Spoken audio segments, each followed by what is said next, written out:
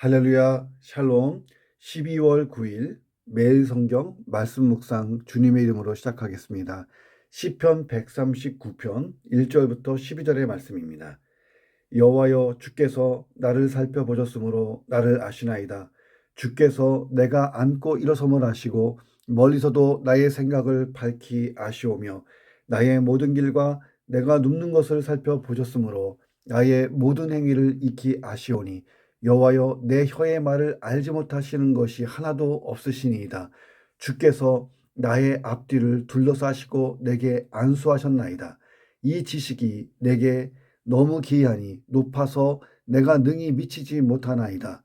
내가 주의 영을 떠나 어디로 가며 주의 앞에서 어디로 피하리이까. 내가 하늘에 올라갈지라도 거기 계시며 스올에 내 자리를 펼지라도 거기 계시니이다.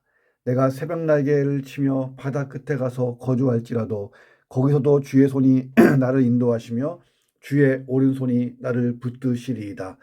내가 혹시 말하기를 흑암이 반드시 나를 덮고 나를 두른 빛은 밤이 되리라 할지라도 주에게서는 흑암이 숨기지 못하며 밤이 낮과 같이 비추나이다. 주에게는 흑암과 빛이 같음이니이다. 아멘. 자, 시편 139편도 찬양시입니다. 138편도 찬양시였는데 다윗의 찬양시가 연달아 나오는 거예요. 자, 이 139편에서는 이런 주제가 있습니다. 하나님은 전지하시다. 모든 것을 다 아신다. 하나님은 무소부지하시다. 어디에나 계신다. 자, 그리고 하나님이 창조주이시기 때문에 절대 주권을 가지고 절대적으로 섭리하신다. 내 인생도 하나님의 전지전능하심, 무소부지하심, 절대적인 선하신 섭리 속에 있다라는 것을 찬양하는 거예요. 자, 그리고 하나님, 내 인생을 인도해 주십시오라고 간구하는 노래가 이 139편입니다. 특별히 오늘 본문에서 강조되고 있는 건 뭐냐면 하나님과 다윗 사이, 하나님과 이 시인 사이에 뗄래야 뗄 수 없는 긴밀하고 운명적인 관계에 대하여 이야기합니다. 자, 그런 관계를 기반으로 하나님을 찬양하는 거예요. 자, 이 본문을 묵상합니다. 첫 번째, 우리의 신앙의 큰 위로와 힘이 되는 게 뭐냐면 하나님이 모든 것을 아신다. 하나님의 전지성, 하나님의 전지하심이 우리 신앙에는 큰 위로와 힘이 된다는 거예요. 1절부터 4절의 핵심이 뭐냐면 하나님이 모든 것을 아신다는 거예요. 2절을 보면 나의 앉고 일어섬을 아신다라고 나옵니다. 여기서 앉고 일어난다는 것은 앉았다 일어났다는 인간의 어떤 그 운동, 행동을 표현하는 것인데, 자, 단순히 앉고 일어난다라는 표현보다도 사람의 모든 행동을 다 표현하는 상징적인 말입니다. 나의 앉고 일어섬을 하신다는 것은 내가 하는 모든 일을 다 하신다. 하나님이 나의 모든 행동 하나하나를 다 아신다는 거예요. 다윗은 하나님이 행동만 하시는 것이 아니라 생각까지도 밝히 아신다. 행동만 아는 것이 아니라 생각을 밝히 하신다라고 말합니다. 사람의 모든 행동은 그의 생각에서부터 나오는 거잖아요. 마음의 생각에 따라서 행동이 결정됩니다. 다윗은 하나님이 인간의 외부뿐만 아니라 내부까지 모두 알고 계시다라고 말하고 있는 거예요. 자, 우리는 가장 절친하다고 생각하는 사람과 함께 있으면서도 그 사람이 왜 앉고 일어나는지, 그 사람이 왜 얼굴을 찡그리는지, 웃는지 알지 못할 때가 종종 있고 때로는 많습니다. 내 배 아파서 낳은 자식의 생각조차 또 날 낳아주신 부모의 사정조차 모를 때가 얼마나 많은가. 이것이 바로 인간의 한계예요. 그런데 우리는 그런 한계적인 인간을 너무 의존하고 나를 좀 알아달라고 보챌 때가 많이 있잖아요. 자, 그러다 보면 서로에게 상처 주고 상처를 입고 그런 것이 인생입니다. 자, 그런데 하나님은 우리의 전 인격을 아신다는 거예요. 우리의 소원도 아시고 우리의 아픔과 슬픔을 아시고, 자, 이 세상 사람 누구도 알아주지 않는 우리의 억울함 또한 하나님은 아신다. 자, 이것이 우리에게 가장 큰 힘과 위로가 되지 않겠냐 하는 것입니다. 자, 그런데 하나님이 모든 것을 다 아신다. 다 아신다. 나의 앉고 일어섬, 나의 생각까지도 다 아신다. 끝. 자, 이러면 너무 허망하잖아요. 하나님 말씀하시는 거예요. 그래, 내가 다 안다. 끝. 얼마나 허망해요. 자, 그런데 다윗은 하나님은 다 아시는 것으로 끝나는 분이 아니고 이 본시에서 계속 강조하는 거예요. 아시는 걸로 끝나는 것이 아니고 그 아시는 내용에 대해서 일일이 반응하신다는 거예요. 자, 하나님은 전지하실 뿐만 아니라 전능하시다. 자, 그러니까 아시는 것에 대하여 일일이 반응할 능력이 있으시다. 전능. 자, 상대의 요구를 아는 것도 참 어려운 일이잖아요. 근데 그 상대의 요구를 해결해 주는 것은 그와 비교할 수 없이 힘들고 어려운 일이라는 거예요. 사실 부모인데도 자녀의 아픈 것을 대신할 수 없고 해결해 줄 수 없을 때가 많습니다. 자, 그런데 다윗이 얘기하는 거예요. 하나님이 나의 앉고 일어섬을 하시고 내 생각도 하시고 모든 것을 다 하시는 그 하나님이 그 아시는 것에 대한 필요를 아시고 채워주신다. 채워주신다. 채워주실 능력이 있다. 전지전능하시다. 자, 이런 다윗의 고백. 하나님이 다 아신다. 아시는 것 정도가 아니라 그 아시는 것에 대한 대책, 그 아시는 것에 대한 해결책, 그 아시는 것에 대한 어떤 응답도 하나님이 갖고 계시다. 자, 얼마나 힘이 돼요. 다윗의 고백, 우리의 고백이 되기를 주 이름으로 축원합니다. 두 번째, 이 마음속에 있는 언어도 성결해야 된다 하는 거예요. 4절 보세요. 여호와여 내 혀의 말을 알지 못하는 것이 하나도 없으시니이다. 자, 공동 번역은 이렇게 되어 있습니다. 입을 벌리기도 전에 무슨 소리를 할지 야훼께서는 다 아십니다. 하나님께서 우리의 입의 말뿐만 아니라 마음속 언어까지 다 아신다 하는 고백이에요. 자, 사람들은 말을 할 때 마음의 생각과 다르게 표현할 수가 있습니다. 자, 마음의 생각과 다르게 표현하는 경우도 참 많아요.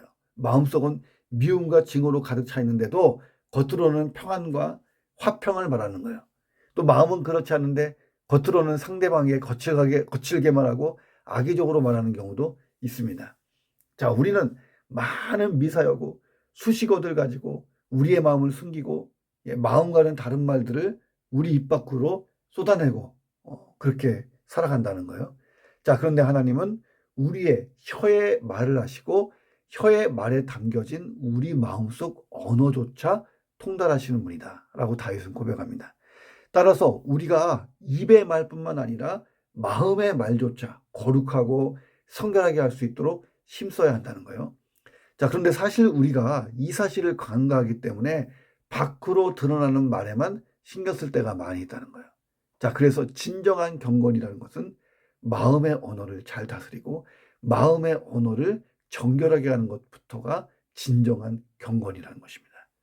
잠언 4장 23절에 이런 말씀이 있잖아요. 모든 지킬 만한 것 중에 더욱 내 마음을 지키라. 생명의 근원이 이에서 남이니라. 자, 오늘 하루 내 마음속 언어를 성결하게 만들어 보시기를. 그래서 하나님이 받으실 만한 오늘 하루의 그 삶의 제사가 잘 드려지기를 주님의 이름으로 축원합니다. 자, 세 번째, 신앙의 담대함은 하나님의 무소부재하심에서부터 나온다. 하나님은 어디에나 계시다. 그러니 신앙으로 담대할 수 있다는 거예요. 제가 어렸을 때 제 친형을 참 좋아했어요.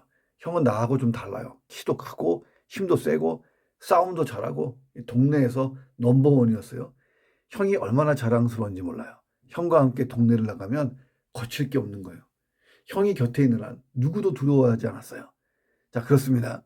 누군가 가장 강한 자가 내 곁에 있다는 것. 이것이 얼마나 큰 용기를 북돋아 주냐 하는 거예요. 실제 보니까 내가 주의 영을 떠나 어디로 가며 주의 앞에서 어디로 피하리까. 자, 주의 영이라는 표현이 나오잖아요. 자, 원문으로 보면 누아흐예요. 예, 주의 영. 자, 이것은 바람 또는 호흡을 의미하는데 다윗이 하고픈 말이 뭐냐? 이런 거예요. 내가 어디로 피해 숨어도 거기에 피한 장소에도 공기가 있는 것처럼 어디로 피해도 하나님이 거기에 계시다. 자, 우리가 지구 안에 살다 보면 공기가 없는 데가 없잖아요. 내가 산에 가도 공기가 있고 저 지평선 끝에 가도 공기가 있고 어디 가나 공기가 있는 것처럼 하나님의 영, 루아가 있다는 거야. 하나님이 거기 계시다. 하늘에 올라가도 있고 스올에 가도 있고 하나님이 거기 계시다. 바다 끝에 가서 거주해도 거기도 하나님이 계시다. 자, 다윗은 내가 주님 앞에서 어디로 피할 수 있겠습니까? 라고 표현해요. 주의 앞에서. 이 주의 앞은 원문으로 보면 하나님의 얼굴 이런 뜻이에요. 자, 하나님의 얼굴 하면 떠오르는 게 민수기 6장 25절. 여호와는 그의 얼굴을 내게 비추사 은혜 베푸시기를 원한다. 자, 하나님의 얼굴은 이스라엘 백성들에게는 종종 태양, 해와 같은 개념으로 생각됐어요. 자, 인간이 햇빛의 영향력에서 결코 벗어날 수 없는 존재잖아요. 자, 그런데 하나님이 그 해 같은 하나님이 그 내게 해같이 쫙 비춰주면서 은혜를 막 베풀어 주세요.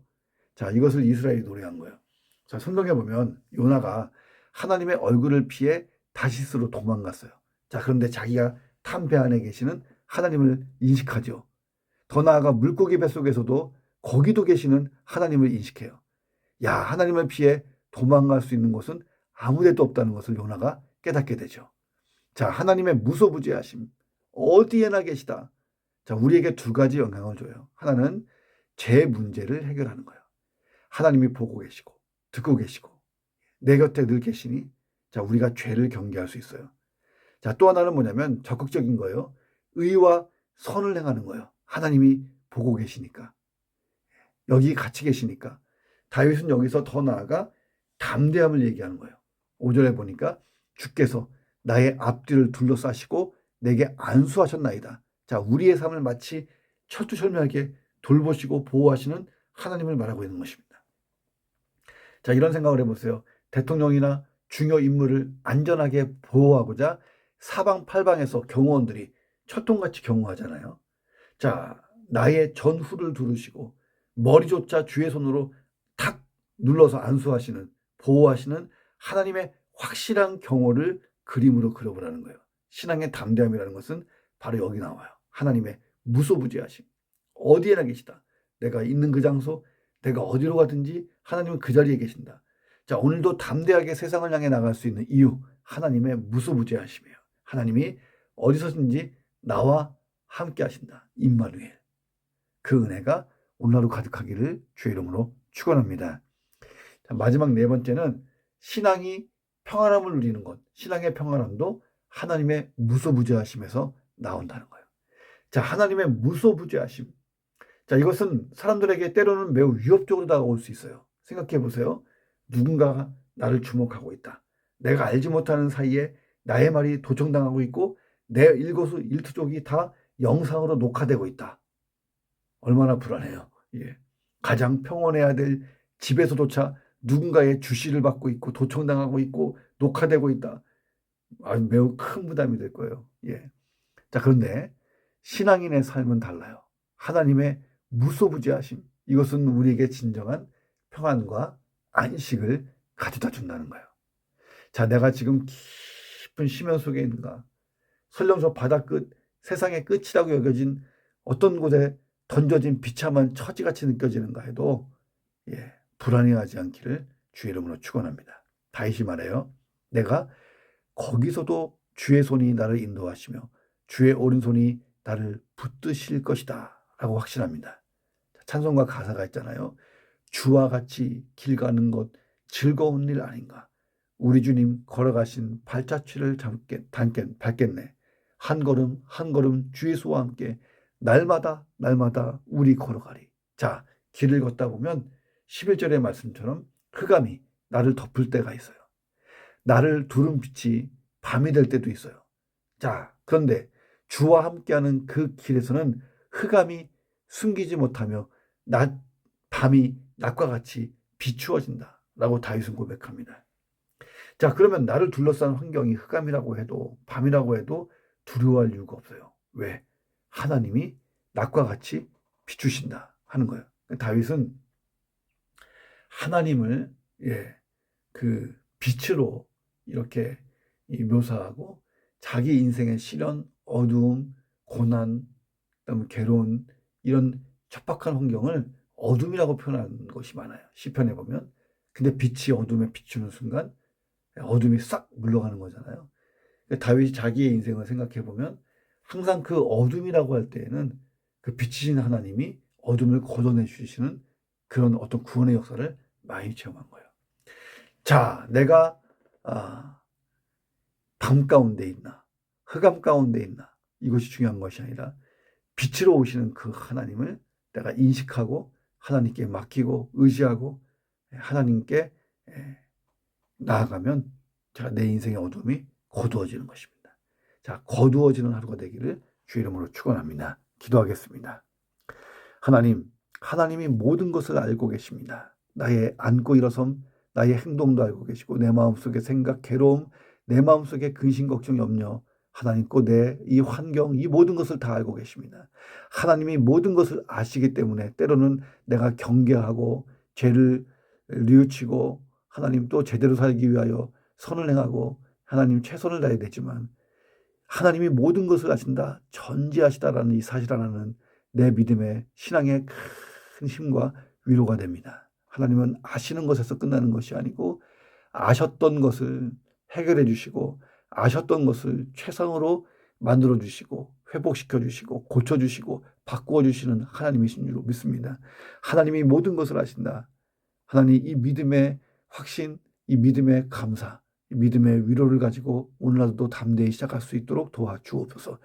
그리고 하나님 앞에 내 외적인 환경뿐만 아니라 내 외적인 행동뿐만 아니라 마음속의 언어도 성결하고 거룩하기에 힘쓰는 내 마음을 잘 지키고 다듬고 거룩하게 성결하게 만들어가는 이런 경건에 잘 힘쓰게 하여 주옵소서. 하나님은 무소부지하십니다. 어디에나 계십니다. 하나님, 그러므로 내가 어디에 있든지 믿음으로 살게 하시고 신앙의 담대함으로 살게 하시고 하나님 평안 가운데 거하게 도와 주시옵소서.